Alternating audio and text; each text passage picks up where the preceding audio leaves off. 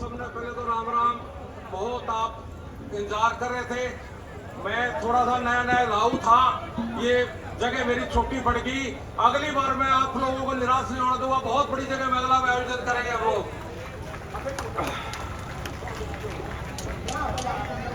आदर के योग माननीय दीपेंद्र हुड्डा जी, हर दिल अजीज, हर दिन प्यारे हमारे एमपी साहब, आज का ये जो आयोजन है इसका पौधा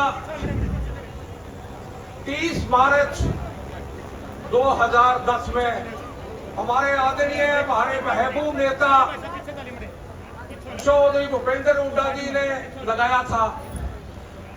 आज वो पेड़ बन चुके हैं और उस पेड़ की जो शाखा है लक्ष्य ग्रामीण विकास ट्रस्ट है।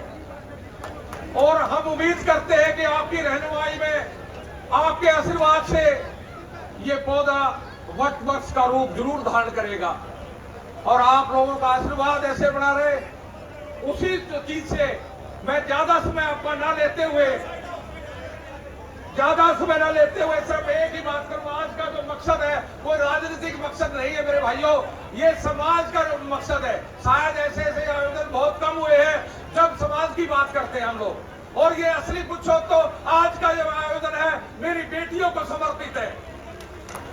आज जो मेरी बेटियां जो तंग होती थी रास्ते में आने जाने की, मेरे सामर्थ्य के हिसाब से मैंने 36 गांवों को अडॉप्ट किया है। और वो 36 गांवों की मेरी बेटियां अपने कॉलेज में आएंगी और वापस कॉलेज से घर जाएंगी।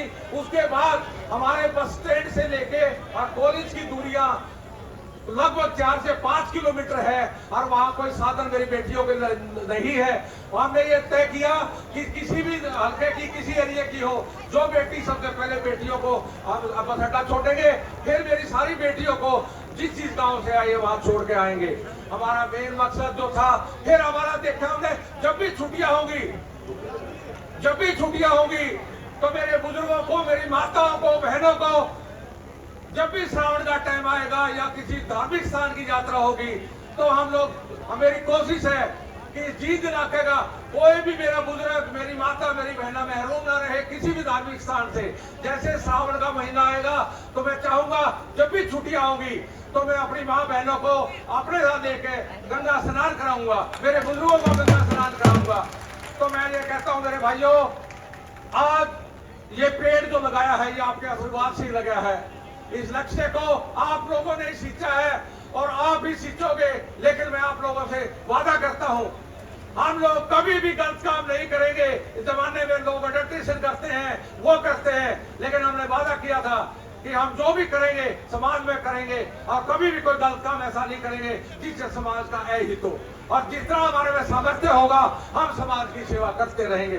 मैं दोबारा फिर ये कह रहा हूँ और धन्यवाद करता हूँ भाई दीपेंद्र हुड्डा का। मैं ज्यादा समय नहीं लूंगा, अपने 4 घंटे से इंतजार कर रहे हो तो मैं ये दोबारा आपके आने का, बढ़ाने का हाथ जोड़ कर नमन करता हूँ।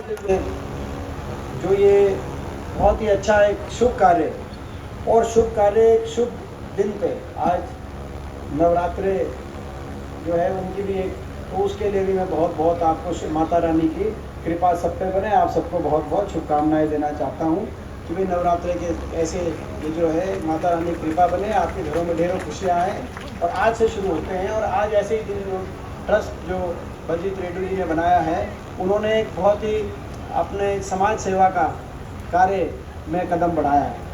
एक बहुत, मैं समझता हूँ कि रेड्डी साहब की बहुत अच्छी सोच है और हमेशा बलजीत जी ने जो है सामाजिक कार्यों में बढ़ चढ़ के इन्होंने हिस्सा लिया है। एक बहुत ही अच्छे व्यवसायी होने के साथ साथ इन्होंने अपनी सामाजिक क्षेत्र में अपनी जिम्मेदारी से भी कभी पीछे नहीं हटे हैं। इन्होंने शुरू से ये बात हमने देखी है और इसमें भी कोई दो राय नहीं है कि ये जब जो है हुड्डा साहब को कांग्रेस पार्टी के लिए भी ये हमेशा खड़े रहे हैं, हमारे लिए हमेशा खड़े रहे हैं और हुड्डा साहब के बड़े विश्वास पात्र हैं। तो आज मैं अपनी ओर से और आप सबकी तरफ से इनको बहुत बहुत शुभकामनाएं देता हूँ कि एक अच्छा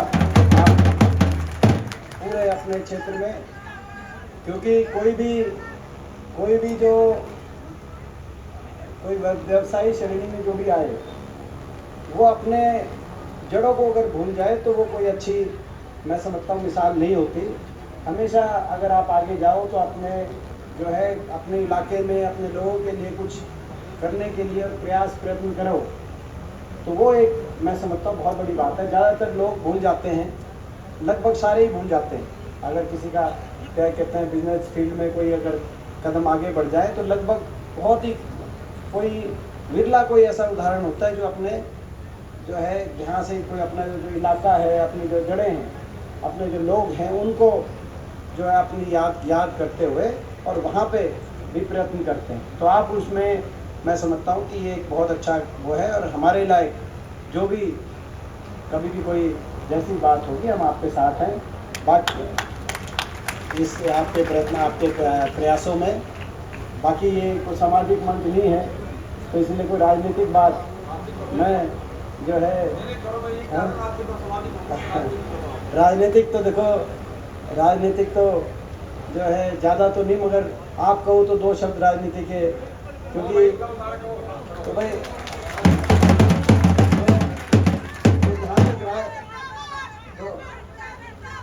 क्योंकि ये राजनीतिक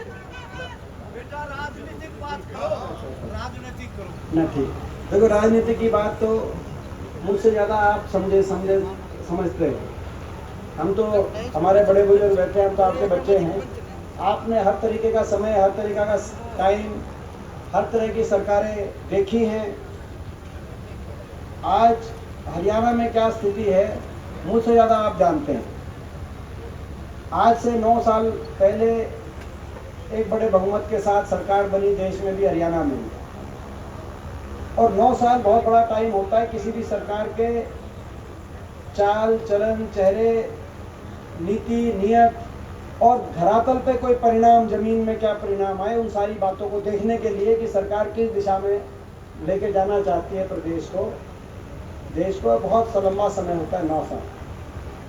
अब 1 साल रह गए, 1 साल के बाद लोकसभा का चुनाव है, साथ में बिल्कुल विधानसभा के चुनाव के भी बज रहे हैं। क्योंकि अभी जो केंद्रीय गृह मंत्री आए थे अमित शाह, आपके सामने है, वो कह के गए, 2 दिन का उनका दौरा था। पहला दिन उनका दौरा कैंसिल हो गया था, गोहाना में रैली थी, थोड़ी सी हाजिरी कम थी गोहाना में, आपको याद होगा। तो पहले दिन तो उनका कैंसिल हो गया। ठंड बताई, फरवरी में बताया ठंड ज़्यादा थी, इसलिए आदमी कम आए, थोड़ी थोड़ी बड़ा बूंद पड़ गई, ठंड ज़्यादा थी हैं। वो तो जो है किसी ठंड थी, वो तो ठंड तो उस दिन थी जब 6 जनवरी को हमने पानीपत में आपके आशीर्वाद से रैली करी थी, जब भारत जोड़ो यात्रा चल रही थी। उस दिन जो है देश साल का सबसे ठंडा दिन था, लेकिन चलो वो एक उनका अपना था। तो पहले दिन कैंसिल हुई, मगर दूसरे दिन जब उन्होंने प्रोग्राम किया, जाते हुए वो कह के गए कि लोकसभा के साथ विधानसभा के चुनाव का की भी तैयारी करो बीजेपी कार्यकर्ता। तो यानी कि 1 साल रह गया। 4 साल सरकार के होते हैं, आखिरी 1 साल जनता का होता है, जनता के सोचने का होता है, सोच विचार के फैसले करने का होता है, और विपक्ष के लोगों के बीच में जाके अपनी बात कहने का होता है। तो ये राजनीतिक बात है जो आज बात कि हम आपके बीच में अपनी बात कहेंगे, मगर उससे ज़्यादा आपको सोचना विचारना। आपने 9 साल ये सरकार देखी है। इस सरकार में जो हरियाणा देश में मिसाल होता था विकास का, विकास के हर श्रेणी में हम देश में सबसे आगे के राज्यों में आते थे। विकास दर हमारा सबसे ज़्यादा था, प्रति व्यक्ति आय, प्रति व्यक्ति निवेश, खिलाड़ियों का मान सम्मान। देश में हरियाणा का उदाहरण दिया जाता था कि खिलाड़ियों का मान सम्मान हरियाणा में सबसे ज़्यादा है। कृषि उत्पादकता में, किसान के हकों के फैसले में, चाहे किसान के बिजली के बिलों की 1600 करोड़ के माफ़ी की बात हो जो कांग्रेस के राज में हुआ था, चाहे कोऑपरेटिव के कर्ज माफ़ी की बात है, देश में हरियाणा का उदाहरण दिया जाता था। गरीब आदमी के कल्याणकारी योजनाओं में कांग्रेस की सरकार में 2014 से पहले देश में हरियाणा का प्रथम श्रेणी में नाम था। चाहे 100 गज के प्लॉट की बात हो, वो केवल हरियाणा में फैसला था। चाहे गरीब के मकान की बात हो, चाहे बड़े बुजुर्गों को देश में सबसे ज़्यादा पेंशन, लगातार 10 साल देश में सबसे ज़्यादा पेंशन उस समय हरियाणा में रही। और कुल मिलाकर आपस में भाईचारा, खुशहाली, अमन चैन, शांति 10 साल तक कांग्रेस की सरकार में हरियाणा में कोई लंबा चौड़ा कहीं कोई आंदोलन करना, किसी को सड़क पर आने की जरूरत नहीं पड़ी। और प्रशासन को भी, पुलिस को भी और सरकार को भी गोली तो चलाने की दूर की बात है, किसी पे लाठीचार्ज भी 10 साल तक करने की कोई इस तरह की स्थिति हरियाणा में नहीं थी। आज वो हरियाणा आगे बढ़ रहा था और तेज आगे बढ़ना चाहिए था। लेकिन आज वो हरियाणा 9 साल की इस बीजेपी सरकार के और बीजेपी और जेजेपी सरकार, खट्टर दुष्यंत सरकार के बाद विकास में तो पिछड़ गया है। आज 19वें नंबर पे हम विकास दर के हिसाब से, नीति आयोग बता रहे हैं, मोदी सरकार, भाजपा दिल्ली की सरकार बता रही है 19वें नंबर पे विकास दर में। गांव का विकास, शहर का विकास, आज जींद में शहर का देखें, जींद के गांव का देखें, विकास दर में तो पिछड़ गया है। दिल्ली के 3 तरफ हरियाणा, जो देश में रोजगार देने का एक उदाहरण प्रदेश बनना चाहिए जिसको, वो आज बेरोजगारी में देश में सबसे आगे। ना तो निवेश हुआ, ना कोई औद्योगिक क्षेत्र लगे, क्योंकि मुख्यमंत्री जी ने कहा कि आईएमटी नहीं बनेंगी, कोई हम एक्वायर नहीं करेंगे। ना निवेश हुआ, ना प्राइवेट कंपनियां, ना इंडस्ट्री कंपनियां आई, ना सरकारी रोजगार उस अनुपात में आए जो आए, भर्ती घोटालों के हेठ चढ़ गए। हरियाणा प्रदेश का नौजवान दर दर ठोकरें खा रहा है, बेरोजगारी में सबसे ज्यादा बेरोजगारी का सामना कर रहा है वही हरियाणा प्रदेश। आज भ्रष्टाचार में प्रतीक बन गया देश में। ऐसा खुला भ्रष्टाचार हमने कहीं नहीं देखा जो हरियाणा प्रदेश में आप देख रहे हो। इनका जो समझौता हुआ, जेजेपी ने समर्थन दिया बीजेपी को।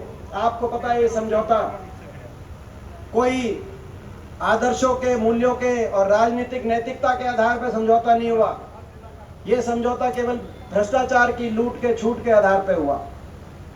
कौन सा महकमा किसको ध्याएगा, कौन किस महकमे से कितनी कमाई करेगा, इस आधार पर समझौता हुआ। इस आधार पर समझौता नहीं हुआ लोगों के काम कैसे कराएंगे, प्रदेश को ऐसे आगे क्यों लेके जाएंगे। क्योंकि आपको पता है इलेक्शन से पहले तो अलग अलग बातें लेके लोगों इन्होंने चुनाव लड़ा था। एक कहता था, बीजेपी का नारा था इलेक्शन से पहले, 2019 इलेक्शन से पहले खट्टर साहब का बीजेपी का नारा था, क्या कहते थे, 75 पार कहते थे कि नहीं कहते थे? 75 पार कहा करते। एक कहता था 75 पार, दूसरा कहता था बीजेपी को करो जमुना पार। क्या करता कि नहीं क्या करता जेजेपी वाले? एक कहता था 75 पार, दूसरा करता बीजेपी को करो जमुना पार। इलेक्शन आते, इलेक्शन का नतीजा आते ही दोनों बन गए जमा पक्के यार। बन गए कि नहीं बन गए? दोनों बन गए, दोनों बन गए जमा पक्के यार। प्रदेश और महकमे बांटे गए और खुला खेल चला। ये नहीं कि काम कैसे हो, ये कि भाई कमाई अपनी कैसे हो। शराब का महकमा कौन लेटेगा, किसके पास आएगा, एक्साइज का महकमा किसके पास आएगा, रजिस्ट्री का महकमा किसके पास आएगा। और हम क्या बताएं, ये बीजेपी और जेजेपी के विधायक ही बता देंगे। सारी बात कहानी सुनी है तो दादा गौतम बता देंगे कौन खोपर केकला जीवन लग रहा है, सारी रिपोर्ट ले रहा है। सही बात है ना। खुला भ्रष्टाचार, इस आधार पर समझौता हुआ, प्रदेश को आगे लेके जाने के लिए नहीं हुआ। और भ्रष्टाचार की भेंट चढ़ गई हरियाणा प्रदेश। आज बेरोजगारी में, भ्रष्टाचार में लूटने लगे, महंगाई में हर घर का बजट बिगाड़ दिया। हमारे समय एक ऐड आती थी बीजेपी की, जब हमारी सरकार थी, 400 रुपए का सिलेंडर था, फोटो आती थी सिलेंडर की और ऊपर लिखा होता था बहुत हुई महंगाई की मार अब की बार बीजेपी सरकार। मेरा विश्वास है सरकार बदली, सबसे बड़ी ऐड थी बीजेपी की, तो सिलेंडर 400 से सस्ता हो गया होगा। हैं? मेरा पूरा 400 से सस्ता हो लिया होगा, सिलेंडर नहीं हो लिया है? ना ताई तेरी नहीं मानूंगा, जची नहीं मेरे। क्योंकि आजकल दूसरी ऐड चल रही है, आजकल दूसरी ऐड चल रही है, महंगाई भ्रष्टाचार, महंगाई हुई कम, भ्रष्टाचार हुआ, महंगाई हुई कम, बेरोजगारी हुई कम, बीजेपी में दम। तो या तो मैं ऐड की मानूं, ठीक बात है ना, या तो टीवी पे ऐड की मानूं या थारी मानूं। टीवी पे ऐड देख के तो नहीं दिखता भाई सिलेंडर 400 से कम होगा, पत्रकार बाकी सारी टोलेंगे, बाकी तुम भुगत भोगी हो। तो आज भ्रष्टाचार, बेरोजगारी, महंगाई विकास की पटरी से उतर गया। लेकिन जो सबसे दुख की बात हरियाणा प्रदेश के लिए है कि ऐसी सरकार आई जो अहंकार और घमंड में काम नहीं भी करते, लोग काम चला लेते हम, और काम नहीं भी करते, सबका मान सम्मान रखते, सबका मान सम्मान रखते, सबकी सुनते, सबके दुख सुख की सुनते तो भी चला लेते। लेकिन ऐसे लोग हरियाणा प्रदेश में इतने अहंकार में, भ्रष्टाचार में तो जुट गए और लोगों को भूल गए और हर वर्ग का अपमान करने का काम किया। पहली बार हर वर्ग को इतना अपमानित होना पड़ा है। किसान 1 साल तक किसान आंदोलन में 1 साल तक सड़क पे बैठा रहा, 750 घरों के चूल्हे बुझ गए, चिराग बुझ गए, 750 लाश वापस आई इन धरनों से किसान आंदोलन में, लेकिन किसी ने सुध नहीं ली, किसी ने पूछा भी नहीं। हमारे जैसे जब देश की संसद में जाते थे कहते थे कि इन किसान, ये भी देश के नागरिक है, ये भी इंसान है, आप इनकी बात नहीं मानते तो कम से कम संवेदना के 2 शब्द कह दो, सहानुभूति के 2 शब्द कह दो इनके लिए। आप कह दो कि आप इनकी बात नहीं मानते, लेकिन हमें दुख है कि इतना धरना देना पड़ रहा है और एक एक लाशें जो वापस जा रही हैं 750, किसी का कोई बाप था, कोई किसी का बेटा था, किसी का भाई था, कोई किसी का पति था, एक एक घर में जाकर उसके बाद हम उनसे आंसू पोंछते थे। और मैं धन्यवाद करता हूं हुड्डा साहब का इस बात में कि पूरे देश में फैसला लिया कि इन परिवारों को अकेला नहीं पड़ने देंगे। 2-2 लाख की कांग्रेस विधायक दल की तरफ से सारे इकट्ठे करके 2-2 लाख की मदद करेंगे, क्योंकि उनको कोई पूछने नहीं आ रहा था। वो भी किसी का परिवार था, उनकी जाके हम मदद करते थे, आंसू पोंछते थे। और जब जाके संसद में इनकी बात कहते थे तो संसद के अंदर मजाक उड़ाया जाता था, खिल्ली उड़ाई जाती थी, ताने मारे जाते थे, निशाने पे लिया जाता था, अपमानित करने का काम किया। किसान 1 साल तक बैठा रहा, किसान को अपमानित किया। गरीब, मनरेगा का बजट 1/3 कर दिया। ग्रामीण चौकीदार, सफाई कर्मचारी करनाल में गए, उन पे लाठीचार्ज। हमारे प्रदेश का कर्मचारी अभी एक 2 हफ्ते पहले कर्मचारी जा रहे थे पंचकुला में ओल्ड पेंशन स्कीम मांगने, उन पे लाठीचार्ज।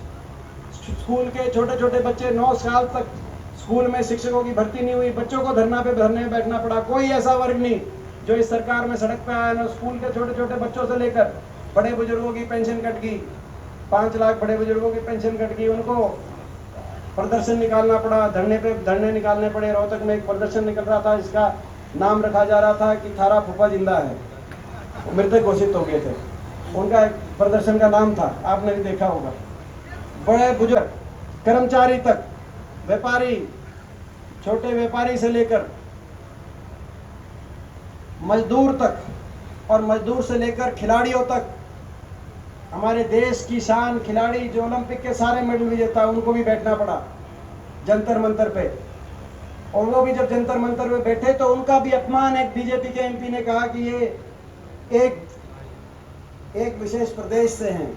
अरे ओलंपिक में जब मेडल जीत रहे थे, जब ओलंपिक में देश जन गण मन का गाना पूरी दुनिया में गूंज रहा था, तिरंगा पूरी दुनिया में ऊपर उठ रहा था, तब तो उनका कोई, वो कहाँ से आते हैं, कौन है, किस परिवार से आते हैं, उस समय तो कोई नहीं पूछ रहा था। लेकिन जब वो उनके मान सम्मान, इज्जत, 9 साल से पदक लाओ पद पाओ नीति बंद पड़ी है। किसी एक खिलाड़ी को भी मैं पूछना चाहता हूँ, इस सरकार से इतना बड़ा अन्याय, 9 साल से एक खिलाड़ी को इन्होंने नियुक्ति नहीं दी।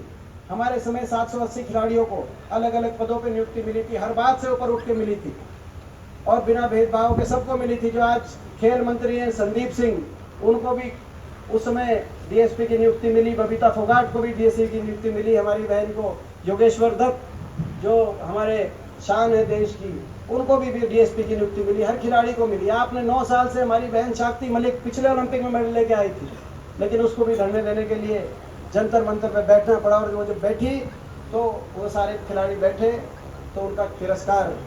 ऐसी कैसी सरकार है जो केवल तिरस्कार करने में विश्वास रखती है, काम ना करते। हरियाणा का केवल काम तो ही हम काम चला लेते, लेकिन इन्होंने तो हरियाणा का ना काम किया, हरियाणा को विकास की पटरी से उतार दिया और सबका अपमान किया।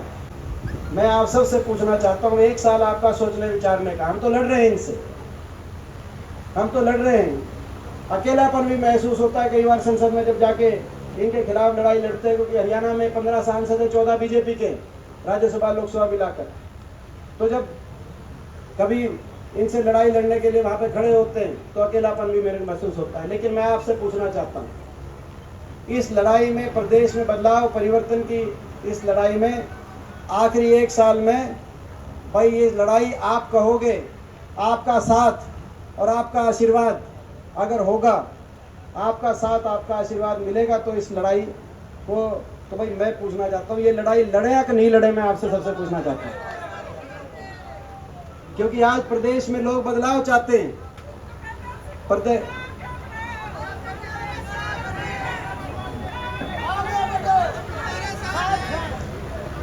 तो अपना मेरे समझ में नहीं आई, फिर मैं सब बहुत दूर थे थोड़े। तो एक वो कह रहे हैं कि जी तो बोलेगी जी बाकी सबकी बता दी, सरपंचों की नहीं बताई। सरपंच भी न्यू मान रहे थे, सरपंच की छोटी सरकार है, बाकी सबको धरने देने पड़ रहे हैं, थारा नंबर नहीं आएगा। छोटी सरकार, चलो देखो ये बात यहाँ पे इसमें देखो ये मैं समझता हूँ कि भाई ये लड़ाई अपने को सबको एक परिवर्तन की लड़ाई में, एक और बात कह रहा हूँ, हर बात से ऊपर उठ के लिए लड़ाई लड़नी पड़ेगी। ये जो इलेक्शन है आने वाले समय का, इस बार का इलेक्शन, ये आपके आने वाले भविष्य, हरियाणा की अगली भविष्य, आपकी अगली आने वाली पीढ़ियों के भविष्य को का फैसला करने वाला इलेक्शन है। बहुत ज़रूरी इलेक्शन है।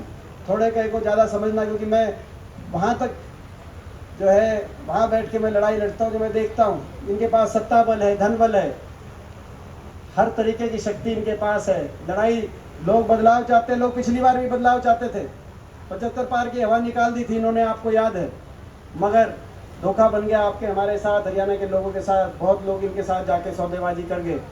ये लड़ाई हम जीतेंगे, लोग बदलाव, हम सच की लड़ाई लड़ रहे हैं, नैतिकता की लड़ाई लड़ रहे हैं। लड़ाई हम जीतेंगे, लेकिन लड़ाई तब जीतेंगे जब सूझबूझ के साथ और सारे मिल के लड़ाई लड़ेंगे। मैं आपसे पूछना चाहता हूँ, इस लड़ाई में आपको आपका पूरा साथ हमें मिलेगा कि नहीं मिलेगा? मैं आज ये पूछना चाहता हूँ। तो पूरा आपका साथ मिलेगा तो मैं विश्वास के साथ कहता हूँ कि लड़ेंगे भी और जीतेंगे भी। हरियाणा बदलाव आएगा और हम कुछ संकल्प लेके चल रहे हैं।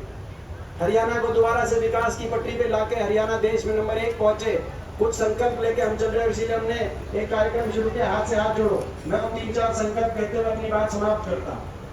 हरियाणा में हमारे जो संकल्प है, हाथ से हाथ जोड़ो, क्या मतलब है? हाथ से हाथ जोड़ो। पहला संकल्प, हरियाणा के हर नागरिक को दूसरे नागरिक से प्यार प्रेम की डोर से जोड़ो, धर्म जाति से ऊपर उठ के हाथ से हाथ जोड़ो, हाथ से हाथ जोड़ो। दूसरा संकल्प, गरीब आदमी को 100 गज के प्लॉट और 2 कमरे के सरकार जो प्लॉट मिल गए, हमारे समय 4 लाख इन्होंने स्कीम बंद कर दी, उस स्कीम को दोबारा शुरू करेंगे। जो वंचित परिवार रह गए और जहां प्लॉट मिल गए थे वहां 2 कमरे का सरकारी मकान बनवा के देंगे। गरीब आदमी को 100 गज के प्लॉट और 2 कमरे के मकान से जोड़ो, हाथ से हाथ जोड़ो, हाथ से हाथ जोड़ो, हाथ से हाथ जोड़ो। किसान को, हरियाणा किसान को MSP की गारंटी, गन्ने का सर्वाधिक भाव और मान सम्मान से जोड़ो, हाथ से हाथ जोड़ो। किसान के लिए संकल्प, हाथ से हाथ जोड़ो। आज महंगाई का चक्कर तोड़ो। महंगाई ने सबको, सारे घरों के बजट बिगाड़ दी, जो भी सिलेंडर की बात चल रही थी। तो और बिजली, हरियाणा में इतने बिजली बिल आ रहे हैं। भ्रष्टाचार की लोग बात करते हैं। हमारे समय एक समझौता हुआ था हरियाणा के अंदर, 2 रुपए 94 पैसे के हिसाब से 25 साल तक एक कंपनी को, हरियाणा को बिल देना चाहिए था, बिजली देनी थी। मगर उस कंपनी ने अपनी मर्जी से बिजली देनी बंद कर दी और हरियाणा सरकार ने 11-11 रुपए यूनिट तक की बिजली बाहर से लेनी पड़ी। और फिर ये पूछते हैं कि 3 लाख करोड़ का कर्जा जो हरियाणा पे चढ़ गया, कैसे चढ़ गया?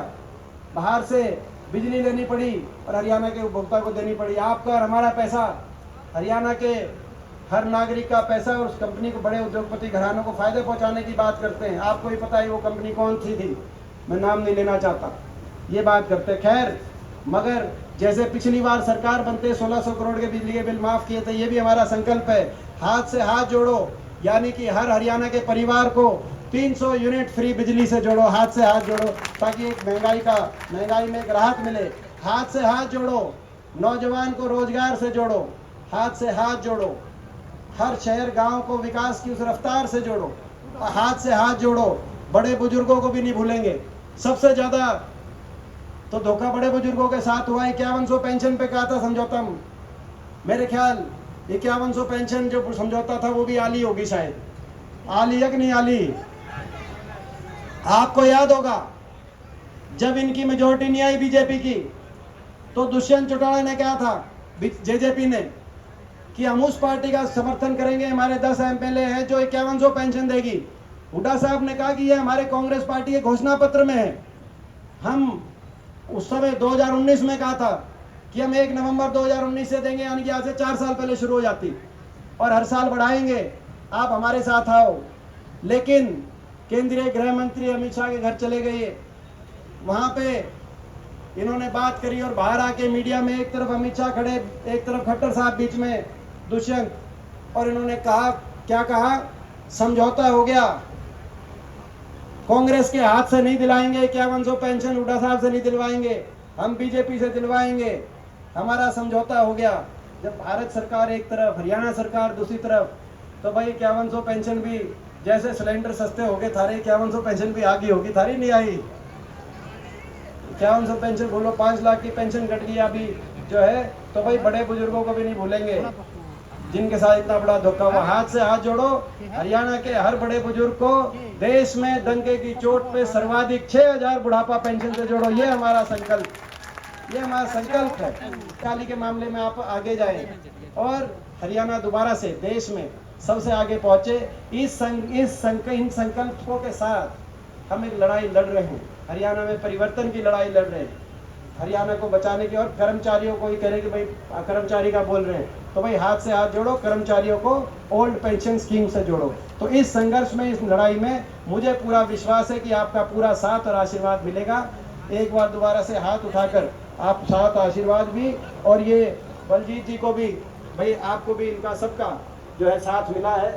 ये हमारे विधायक भी अभी लेट आए हैं, ये धन्यवाद करेंगे सुभाष गांगुली जी जो हमारे विधायक है सफीदों से, लेट आए लेकिन ये धन्यवाद प्रस्ताव करेंगे।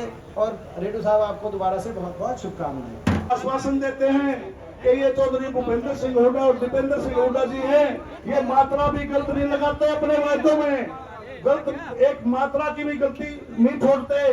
जो भी वायदे करते हैं, हुड्डा साहब जब 10 साल का इनकी सरकार थी, वहां भी वायदे सारे के सारे पूरे किए थे। और जो वायदे आज हम करने के लिए जा रहे हैं, दीपेंद्र जी ने किए हैं, तो ये सारे के सारे वायदे पूरे किए जाएंगे। जब आपकी मनचाही दीपेंद्र हुड्डा जी के नेतृत्व में सरकार बनेगी, तो आपके सभी वायदे पहले ही मंत्रिमंडल की बैठक में सारे हो जाएंगे। धन्यवाद। एक बात रहेगी थी, आखिरी बात भाई, एक मिनट। देखो चोरी छुटरा में क्या करते हैं कि भाई बोलने वाले सीख अपने को पहचान ले। मैं जींद वालों से पूछना चाहता हूँ भाई एक ये एमएलए को देख के याद आ गई, एक सीट आ रही है हमारी केवल जींद में, टीके में। तो भाई मैं एक बात बताओ भाई, मैं जींद के, देखो भाई मैं जींद सारे जींद वालों से पूछना भाई, अपने पराये में जो पहचान भाई कौन आपका है कौन भाई, 5 की 5 सीट जींद में। देखो भाई ये एक बार ये देखो, ये इसमें किसी का नाम या किसी का वो मत लो आप, इसमें देखो तो अभी तो लड़ाई नहीं जीती जाएगी। इनके पास सब कुछ है, हमारे पास तो आप हो, हम लड़ने लग रहे हैं और अपने सबके भविष्य के लड़ने लग रहे हैं। इसमें अपने को थोड़ा अनुशासन से चलना पड़ेगा, इन बातों से ऊपर उठ के चलना पड़ेगा। मगर भाई जींद, भाई ये बताओ जींद जीत के ने अपने पराये की पहचान कर दोगे कि नहीं कर दोगे भाई?